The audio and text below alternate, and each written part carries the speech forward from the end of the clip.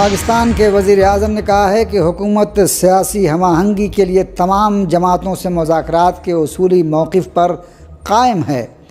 وفاقی کابینہ کے اجلاس سے خطاب میں وزیر اعظم شہباز شریف نے کہا ہے کہ پہلے بھی پی ٹی آئی کی قیادت کو مذاکرات کی دعوت دے چکے ہیں۔ ترقی اور خوشحالی کے لیے سیاسی جماعتوں میں ہم آہنگی ضروری ہے۔ انہوں نے کہا کہ یہ بات زور دے کر کہی کہ جائز مطالبات پر ہی مذاکرات ہوں گے، مذاکرات کی آڑ میں بلیک میلنگ نہیں چلے گی۔ ادھر بانی پی ٹی آئی نے سماجی رابطوں کے پلیٹ فارم ایکس پر دیے گئے ایک بیان میں مذاکرات کے بجائے احتجاج کا راستہ اپنانے پر تاکید کی ہے۔ پاکستان میں مذہبی جماعتوں کے رہنماؤں اور ممتاز علماء کرام نے بیت المقدس کی آزادی اور صہیونی حکومت کے قبضے کے خاتمے کے لیے فلسطینیوں کی جدوجہد کی بھرپور حمایت کرتے ہوئے پاکستانی فوج سے مطالبہ کیا ہے کہ وہ غزہ میں فوج بھیجنے یا حماس کی مزاحمتی تحریک کو غیر مسلح کرنے کے لیے کسی بھی بیرونی دباؤ کے سامنے نہ جھکے۔ ہندوستان میں اخلاق ماب لنچنگ معاملے میں فاسٹ ٹریک عدالت ایف ٹی سی نے ریاستی حکومت اور استغاثہ کی جانب سے مقدمہ واپس لینے کی درخواست کو بے بنیاد اور غیر اہم قرار دیتے ہوئے مسترد کر دیا ہے۔ منگل کو ہوئی سماعت کے دوران عدالت نے فریقین کے دلائل سنے اور اس کے بعد استغاثہ کو ہدایت دی کہ وہ آئندہ مرحلے میں گواہوں کے بیانات ریکارڈ کرائے۔ ساتھ ہی پولیس کمشنر اور ڈی سی پی گریٹر نوئیڈا کو حکم دیا گیا کہ اگر گواہوں کو کسی بھی قسم کی سیکورٹی درکار ہو تو فوری طور پر فراہم کی جائے۔ اخلاق کے اہل خانہ کی جانب سے پیش ہونے والے وکلاء یوسف سیفی اور اندلیب نقوی نے بتایا کہ عدالت نے حکومت کی جانب سے دائر کی گئی عرضی کو مکمل طور پر خارج کر دیا ہے اور مقدمے کی سماعت کو منطقی انجام تک پہنچانے کا عندیہ دیا ہے۔ واضح رہے کہ اکتوبر میں اتر پردیش حکومت نے ضابطۂ فوجداری CRPC کے دفعہ 321 کے تحت ٹرائل کورٹ میں عرضی داخل کر کے ملزمان کے خلاف مقدمہ واپس لینے کی اجازت مانگی تھی۔ یوپی حکومت کا موقف تھا کہ اس اقدام سے سماجی ہم آہنگی بحال ہوگی۔ غزہ میں سرکاری انفارمیشن سینٹر نے ایک بیان جاری کر کے صہیونی حکومت کے ہاتھوں بڑے پیمانے پر جنگ بندی سمجھوتے کی مسلسل خلاف ورزی کی خبر دیتے ہوئے اعلان کیا ہے کہ مسلسل محاصرے، انسان دوستانہ امداد کی شدید کمی اور سخت سردی کے باعث غزہ میں ہزاروں پناہ گزینوں کی جان کو سنگین خطرہ لاحق ہے۔ وینزویلا کے صدر نیکولاس مادورو نے کہا ہے کہ اگر ٹرمپ امریکہ کے داخلی سماجی مسائل پر توجہ دیتے تو وہ ایک بہتر صدر ثابت ہوتے۔ وینزویلا کے صدر نیکولاس مادورو نے امریکی صدر ڈونلڈ ٹرمپ کو سخت تنقید کا نشانہ بناتے ہوئے کہا ہے کہ اگر وہ اپنی توانائی وینزویلا کے خلاف بیان بازی کے بجائے امریکہ کے سماجی مسائل پر خرچ کریں تو وہ ایک بہتر صدر ثابت ہوں گے۔ مادورو نے تصریح کی کہ ٹرمپ کو اپنے ملک کے داخلی معاملات پر توجہ دینی چاہیے اور ہم وینزویلا میں اپنے معاملات دیکھ رہے ہیں۔ امریکی قوم نے غیر ملکی مداخلتوں، لامتناہی جنگوں، دوسرے ملکوں کے نظام کی تبدیلی اور جنگ بھڑکانے کے لیے تو اسے ووٹ نہیں دیا ہے۔ انہوں نے بیان کیا کہ وینزویلا ہمیشہ پروقار اور پرامن مذاکرات کے لیے تیار رہا ہے۔ ایک صدر دوسرے ملک یا ممالک کے بارے میں سوچ کر اپنے ملک کے معاملات نہیں چلا سکتا۔ بہتر ہے کہ وہ اپنے ملک کے مسائل کے بارے میں سوچیں۔ میں چین، ہندوستان اور یورپ میں اپنے اتحادیوں سے کہتا ہوں کہ وینزویلا میں سرمایہ کاری کے لیے حالات سازگار ہیں۔ انسانی حقوق کے ماہرین نے خبردار کیا ہے کہ شام میں جرائم پیشہ گروہ علوی خواتین کو نشانہ بنا رہے ہیں۔ رپورٹ کے مطابق شام میں گزشتہ 3 ہفتوں کے دوران کم از کم 40 علوی خواتین کو اغوا کیا گیا اور ان کے جسمانی اعضاء چرا لیے گئے۔ خبر رساں ادارے المعلومہ کے مطابق انسانی حقوق کے ایک فعال کارکن نے بتایا ہے کہ اغوا ہونے والی خواتین جبل ہمس اور بانیاس کی مضافاتی علاقوں کی رہائشی تھیں اور یہ واقعات شام میں انسانی حقوق اور انسانی حالات کے لیے خطرہ ہیں۔ انہوں نے مزید کہا کہ کچھ خواتین جو آزاد ہو گئی ہیں انہوں نے وحشیانہ حملوں اور دیگر خواتین کے جسمانی اعضاء کی چوری کے بارے میں تفصیلات فراہم کی ہیں۔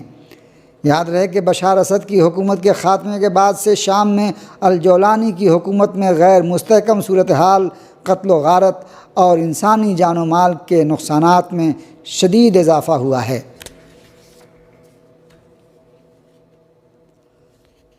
ایرانی کوثر سیٹلائٹ کو روس کے سوئز لانچنگ وہیکل کے سپریشن بلاک پر نصب کرنے کا عمل کامیابی سے مکمل کر لیا گیا ہے۔ مہر خبر رساں ایجنسی کی رپورٹ کے مطابق اپ گریڈ شدہ ایرانی کوثر سیٹلائٹ کو روس کے سوئز لانچنگ وہیکل کے سپریشن بلاک پر نصب کرنے کا عمل کامیابی سے مکمل کر لیا گیا ہے، جہاں اسے دیگر پیلوڈز کے ساتھ اپنی پوزیشن پر رکھ دیا گیا ہے۔ شمالی مغربی پاکستان میں تیل کی تنصیبات کی حفاظت پر مامور پولیس اہلکاروں پر حملے میں 5 پولیس اہلکار اپنی جان سے ہاتھ دھو بیٹھے۔ پاکستان کے صوبہ خیبر پختونخوا میں کرک کے علاقے گرگری دامی بانڈا میں دہشت گردوں نے پولیس موبائل پر حملہ کر دیا، جس کے نتیجے میں 5 اہلکار جاں بحق ہو گئے۔ ڈسٹرکٹ پولیس آفیسر سعود خان کا کہنا ہے کہ پولیس موبائل میں 5 اہلکار سوار تھے۔ پاکستان کے وزیر داخلہ نے صوبہ خیبر پختونخوا میں پولیس فورسز پر آج کے حملے کی تصدیق کرتے ہوئے اسے دہشت گردی کا واقعہ قرار دیا ہے اور اس کی مذمت کی ہے۔ وزیر اعظم شہباز شریف نے ضلع کرک میں پولیس کی گاڑی پر فائرنگ کی شدید مذمت کرتے ہوئے واقعے میں 5 پولیس اہلکاروں کے مارے جانے پر افسوس کا اظہار کیا۔ وزیر اعظم کا کہنا تھا کہ ملک سے ہر قسم کی دہشت گردی کے مکمل خاتمے کے لیے پرعزم ہیں۔ ہندوستانی پارلیمنٹ میں قائد حزب اختلاف راہل گاندھی نے ہندوستان میں انتخابات کی منصفانہ حیثیت پر سوال اٹھاتے ہوئے کہا ہے کہ ہندوستان میں جمہوریت پر حملہ ہو رہا ہے۔ کانگریس کے رکن پارلیمنٹ اور لوک سبھا میں قائد حزب اختلاف راہل گاندھی نے پیر یعنی 22 دسمبر کو برلن کے دورے کے دوران ہندوستان میں جمہوریت، ووٹ کی چوری اور انتخابات کی منصفانہ حیثیت کے حوالے سے ایک اہم بیان دیتے ہوئے کہا کہ ہندوستان میں جمہوریت پر حملہ ہو رہا ہے۔ راہل گاندھی نے کہا کہ بی جے پی نے ہندوستان میں ایسا ماحول بنا رکھا ہے جہاں ادارے ملک کے لیے نہیں ان کے لیے کام کر رہے ہیں۔ انہوں نے کہا کہ کانگریس نے ان کا غلط استعمال نہیں کیا، لیکن بی جے پی اپنی سیاسی طاقت بڑھانے کے لیے ان کا استعمال کرتی ہے۔ جرمنی کے شہر برلن کے ہرٹل اسکول میں اپنے خطاب کے دوران کانگریس کے رہنما راہل گاندھی نے کہا کہ ہمارا ادارہ جاتی ڈھانچہ حکومت نے مکمل طور پر اپنے قبضے میں لیا ہوا ہے۔ ہماری انٹیلیجنس ایجنسیاں سی بی آئی اور ای ڈی کو ہتھیار کے طور پر استعمال کیا جا رہا ہے۔ انہوں نے کہا کہ سی بی آئی اور ای ڈی کے زیادہ تر کیس بی جے پی مخالفین کے خلاف ہیں۔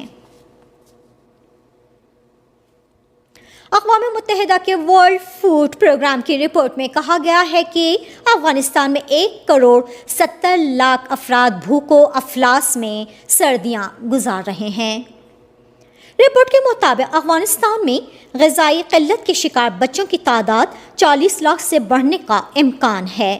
افغانستان میں بچوں کی غذائی قلت بلند ترین سطح پر پہنچ چکی ہے۔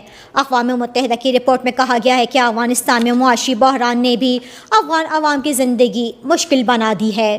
رپورٹ میں کہا گیا کہ طالبان حکومت میں محدود روزگار اور کمزور معیشت نے معاشی حالات تباہ کر دیے ہیں۔ اقوام متحدہ کی ذیلی تنظیم یونیسیف پہلے ہی افغانستان میں سنگین انسانی بحران کے حوالے سے خبردار کر چکی ہے۔ یونیسیف کے مطابق ملک میں 2 سال سے کم عمر کے تقریباً 90% بچے غذائی قلت کا شکار ہیں، جو ایک تشویشناک انسانی المیہ ہے۔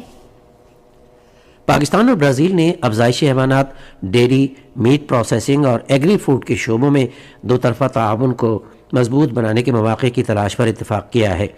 قومی غذائی تحفظ کے وزیر رانا تنویر حسین اور پاکستان میں برازیل کے سفیر اورلینتھو ویرا کے درمیان یہ اتفاقی رائے اسلام آباد میں ملاقات کے دوران ہوا۔ ملاقات کے دوران وفاقی وزیر نے کہا کہ پاکستان ڈیری کے شعبے کو بہتر جینیٹکس، فیڈنگ سسٹم، دودھ کے کوالٹی کنٹرول اور پروسیسنگ انفراسٹرکچر کے ذریعے جدید بنانا چاہتا ہے۔ برازیل کے سفیر نے پاکستان کے ساتھ باہمی دلچسپی کے شعبوں میں مل کر کام کرنے پر آمادگی ظاہر کی۔ غزہ میں صحت کا نظام بری طرح تباہ ہو کر رہ گیا ہے اور علاقے میں سخت اسرائیلی محاصرے کے باعث ہزاروں مریضوں کو موت یا معذوری کی صورتحال کا سامنا ہے۔ جنگ سے تباہ حال غزہ میں ڈاکٹرز مسلسل خبردار کر رہے ہیں کہ اسرائیل کی جانب سے انتہائی ضروری طبی سامان تک رسائی کی اجازت دینے سے مسلسل انکار کے باعث جان بچانے کی کوششوں میں شدید رکاوٹیں حائل ہو رہی ہیں۔ اکتوبر میں امریکہ کی حمایت سے ہونے والی جنگ بندی کے باوجود اسرائیل طے شدہ مقدار میں طبی امدادی ٹرکوں کو اجازت نہ دے کر معاہدے کی مسلسل خلاف ورزی کر رہا ہے۔